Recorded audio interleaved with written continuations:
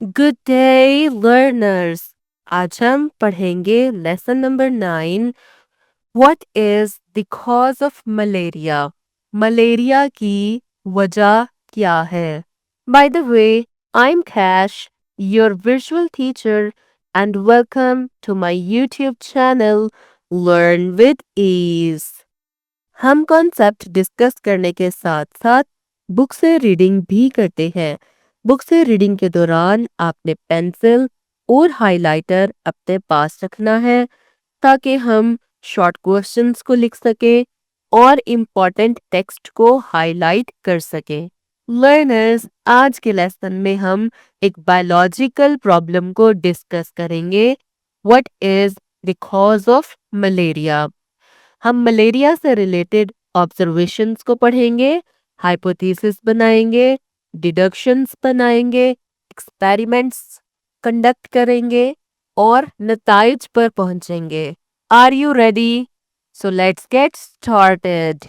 Malaria, an example of biological method. Malaria is a common disease in many countries, including Pakistan. Malaria दूसरे ममालिक की तरह पाकिस्तान की भी एक आम बीमारी है। हर बार मौसम बदलते हुए मलेरिया पाकिस्तान में कॉमन होता है।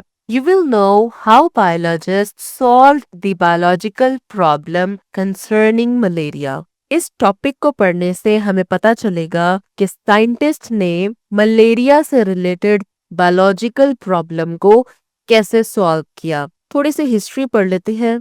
इन human history, malaria has killed more people than any other disease. इंसानी तारीख में मलेरिया की वजह से जिस कदर इंसानी अमवात हुई है वो किसी दूसरी बीमारी की वजह से नहीं हुई। मतलब जो मलेरिया है वो इंसानी तारीख की सबसे बदतरीन बीमारी जानी जाती है। तो साइंटिस्ट को क्यूरियोसिटी हुई कि ये जो बीमारी इस कदर फैल रही है और लोगों की जान ले रही है, इसकी वजह क्या है। साइंटिस्ट ने ऑब्जर्वेशंस की। आइए इन ऑब्जर्वेशंस को पढ़ते हैं। This disease was known to physicians of the ancient time more than 2000 years ago.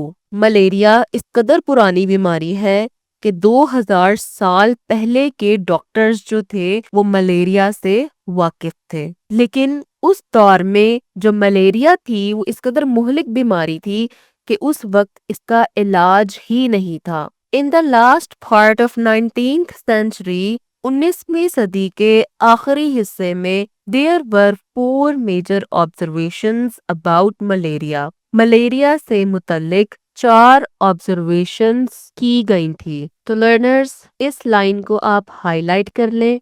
ये लाइन इम्पॉर्टेंट है और MCQ मार्क कर लें। आपसे पूछा जा सकता है 19वीं सदी में मलेरिया की कितनी ऑब्जर्वेशंस मौजूद थी?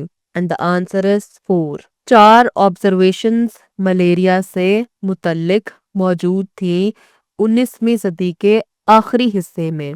वो ऑब्जर्वेशंस कौन कौन सी हैं, आइए डिस्कस करते हैं। Malaria and marshy areas have some relation. Malaria और मार्शी एरियाज का कुछ न कुछ ताल्लुक जरूर है। मार्शी एरियाज क्या होते हैं? वो इलाके जहां पर हर वक्त पानी खड़ा रहता है, उन एरियाज को हम मार्शी एरियाज बोलते हैं। Quinine is an effective drug for treating malaria. Malaria के इलाज में क्विनिन दवाई बहुत मुअस्सर साबित होती है। Drinking the water of marshy areas does not cause malaria. Marshy areas का पानी पीने से मलेरिया नहीं होता है। Plasmodium was seen in the blood of malarial patients. जिन लोगों को मलेरिया हो जाता था उनके ब्लड में प्लाज्मोडियम पाया जाता था। प्लाज्मोडियम बेसिकली एक माइक्रो ऑर्गेनिज्म है जो मलेरिया की वजह बनता है। ये आज हमें पता है, लेकिन जिस वक्त ये बायोलॉजिकल प्रॉब्लम डिस्कस हो रही थी उस वक्त किसी को भी नहीं पता था कि प्लाज्मोडियम ही असल में मलेरिया की वजह है। तो लर्नर्स यहाँ पर आपके लिए एक शॉर्ट क्वेश्चन है। What are the 4 observations about malaria? Malaria की ऑब्जर्वेशंस क्या हैं? आप मार्क कर लें बुक में और लिख लें SQ. SQ stands for short question. There were 4 major observations about malaria और आप 1 by 1 इन 4 observations को लिखेंगे। Quinine was the only remedy for malaria from the 17th to the 20th century. Quinine only remedy थी जो malaria के इलाज में मुअस्सर साबित होती थी और इस रेमेडी को 17वीं सदी से 20वीं सदी तक इस्तेमाल किया गया। क्विनिन बेसिकली एक कंपाउंड है जो बेसिकली दरख्त से निकलता है और उस दरख्त का नाम है सिनकोना। सिनकोना दरख्त की छाल से एक कंपाउंड एक्सट्रैक्ट किया जाता है जिसे क्विनिन बोलते हैं और वो 17वीं सदी से 20वीं सदी तक मलेरिया के इलाज में मुअस्सर साबित हुई। लर्नर्स, आप इस बॉक्स को भी इम्पोर्टेंट मार्क कर लें, इसमें से भी कोई ना कोई MCQ बन सकता है। In 1878 a French army physician Laveran did research on the cause of malaria. 1878 में एक आर्मी फ्रेंच डॉक्टर था जिसका नाम था लिवरन, जिसने मलेरिया की कॉज पर रिसर्च की। He took the blood from a malarial patient. उसने मलेरियल पेशेंट का ब्लड सैंपल लिया and examined it under microscope और उस ब्लड सैंपल को माइक्रोस्कोप के नीचे देखा। He noticed some micro organisms in the blood. उसने ब्लड के अंदर कुछ माइक्रो ऑर्गेनिजम्स नोटिस किए। The micro organism was given a name plasmodium. उन्होंने उस माइक्रो ऑर्गेनिज्म का नाम प्लाज्मोडियम रखा। तो लर्नर्स, आप इस बॉक्स के ऊपर इम्पोर्टेंट लिख लें। आप डेट और नाम को हाईलाइट कर लें और इस लाइन को भी हाईलाइट कर लें। आपसे पूछा जा सकता है माइक्रो ऑर्गेनिज्म प्लाज्मोडियम को नाम किसने दिया? किसने प्लाज्मोडियम का नाम रखा? Obviously a French army physician Laveran ने नाम रखा। डेट भी पूछी जा सकती है MCQ के हवाले से। ये जो लाइंस मैंने आपको हाईलाइट करवाई है इसके ऊपर आप MCQ मार्क कर लें और यहाँ पे एक शॉर्ट क्वेश्चन भी बनता है, शॉर्ट क्वेश्चन भी नोट कर लें। Right the observation of army physician.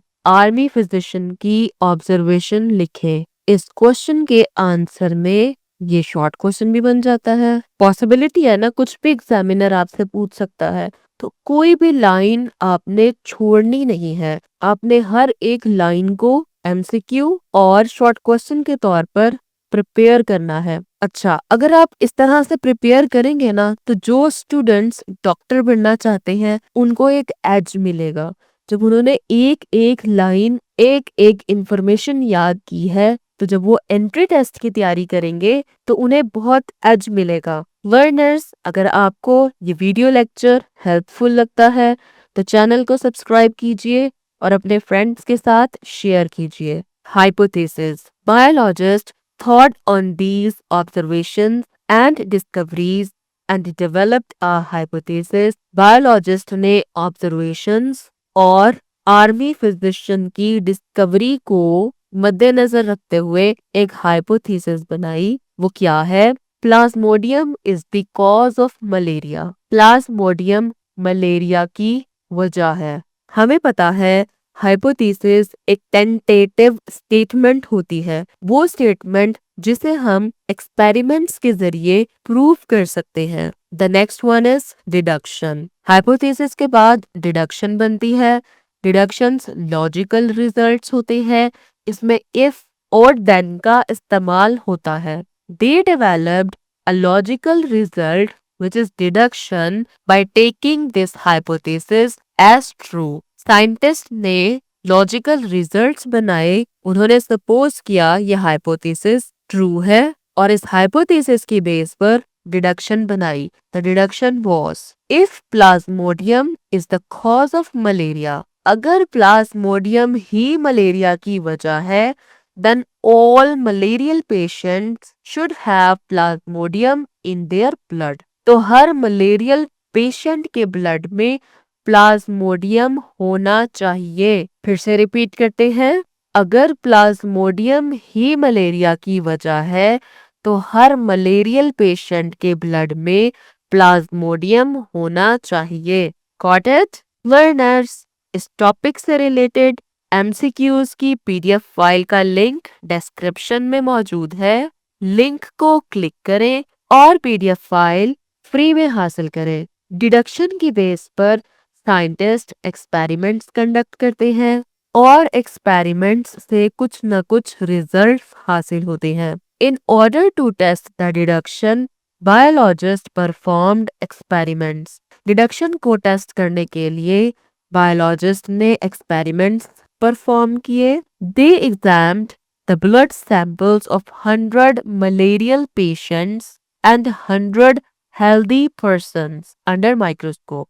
Scientist ने 100 मलेरियल पेशेंट्स के ब्लड को टेस्ट किया माइक्रोस्कोप के अंदर और 100 हेल्दी पर्सन्स के ब्लड को एग्जामिन किया माइक्रोस्कोप के अंदर। The following was the result of these experiment. In experiment के रिजल्ट कुछ इस तरह थे। Most of the malarial patients had Plasmodium in their blood. तकरीबन हर मलेरियल पेशेंट के ब्लड में प्लाज्मोडियम मौजूद था। The result proved that the hypothesis Plasmodium is the cause of malaria. इस रिजल्ट ने हाइपोथेसिस को दुरुस्त साबित कर दिया कि प्लाज्मोडियम ही मलेरिया की असल वजह है। इन these experiments, the malarial patients were the experimental group while the healthy persons were the control group. इस एक्सपेरिमेंट में जो मलेरिया के मरीज थे एक्सपेरिमेंटल ग्रुप थे और जो हेल्दी पर्सन्स थे उन्हें कंट्रोल ग्रुप कहा गया। हम सबको पता है जब भी हम एक्सपेरिमेंट्स कंडक्ट करते हैं हम दो तरह के ग्रुप्स बनाते हैं, एक एक्सपेरिमेंटल ग्रुप और एक control group. Learners, next lesson में हम पढ़ेंगे how plasmodium gets into the blood of man. Plasmodium इंसानी खून में कैसे दाखिल होता है। Good luck everyone.